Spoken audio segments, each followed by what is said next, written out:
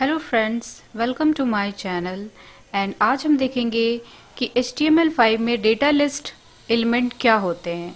तो basically data list element का use होता है प्री डिफाइंड ऑप्शंस को शो करने के लिए, like we have select tag, and ये predefined options input tag के साथ ही शो होते हैं, ठीक है।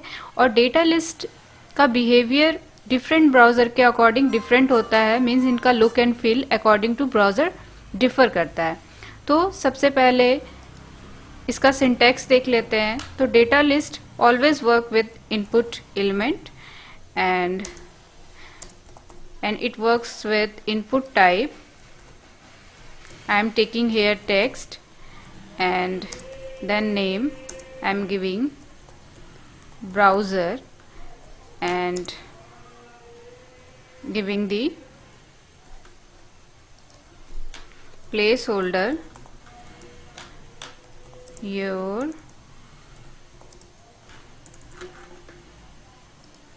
enter your browser. Okay, this is the input tag, and after that we have to write data list element. Inside of data list we have options, option tag like we have in select tag, and inside of options option क्या क्या देने हैं। तो suppose I am writing here Chrome, ठीक है, Chrome, Mozilla, Safari, Mozilla, and then we have Safari, ठीक है, and और कौन से हो गए, ओपेरा।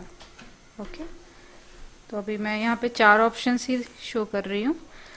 तो ये हो गया डेटा लिस्ट। अब इसे इनपुट के साथ बाइंड कैसे करना है। Suppose if we type something in the text box and these options, that matched option will be shown.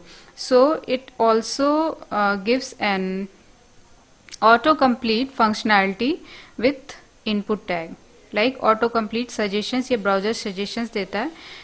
तो इस तरीके से तो इसको बाइंड करने के लिए we have to give ID to data list। ID में मैंने दे दिया यहाँ पे ब्राउज़र, और इनपुट टैग में वी हैव लिस्ट एट्रीब्यूट, और लिस्ट एट्रीब्यूट में वो टेक्स्ट देते हैं जो कि हम आईडी में मेंशन करते हैं यहाँ पे डेटा लिस्ट में। तो लिस्ट में हमने यहाँ पे आईडी दे दी इसकी, ब्राउज़र की, ठीक है। एंड अब इसका व्यू देख लेते हैं ब्राउज़र पे।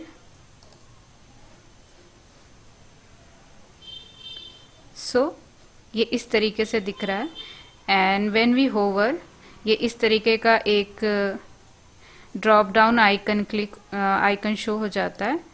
तो यहाँ पे जब हम क्लिक करते हैं तो यहाँ पे ये प्री डिफाइंड ऑप्शंस शो हो गए। जैसे suppose if I right Chrome, तो क्रोम का ऑप्शन आ गया, ठीक है। And if I right opera, तो ओपेरा का ऑप्शन आ गया। मीन्स ये जो मैच्ड, यहाँ से मैच्ड कीवर्ड को यहाँ से ये सेलेक्ट करके उससे रिलेटेड ऑप्शन यहाँ पर शो हो जाता है, ठीक है। और इसको बाइंड करने के लिए हमेशा डेटा लिस्ट की जो आईडी होती है वही आईडी हमें यहाँ पे लिस्ट एट्रीब्यूट में पास करनी पड़ती है। और इसकी जो स्टाइलिंग होती है वो बहुत ही लिमिटेड होती है, like we have select tag. So ये जो डेटा लिस्ट ऑप्शंस होते हैं, इसका जो डिफ़ॉल्ट CSS होता है ये अकॉर्डिंग टू ब्राउज़र डिफ़र करता है। मीन्स इनका look and feel, if we see on the Chrome, when we hover it creates a drop down this icon, and when we click it shows like this. और अगर हम Mozilla में इसे देखते हैं तो होवर करने पर कोई आइकन नहीं बन रहा है और इसका UI इस तरीके से दिख रहा है। इसी तरीके से अगर हम ओपेरा में देखते हैं तो डिफरेंट UI दिखता है। तो अकॉर्डिंग टू ब्राउज़र इसकी UI डिफर करती है, ब्राउज़र के अकॉर्डिंग इसका बिहेवियर होता है। एंड ये सेलेक्ट टैग की तरह ही वर्क करता है। एंड इसमें सपोज अगर वैल्यू में भी हमने यहाँ पे वैल्यू दे दिया क्रोम, इसकी सफारी, इसकी मोज़िला, ठीक है। When we submit it with input type submit, what result it gives, input type submit, and here we have value submit, ठीक है, और we enclose it inside a form tag, and अब वापस अपने browser पर जाते हैं।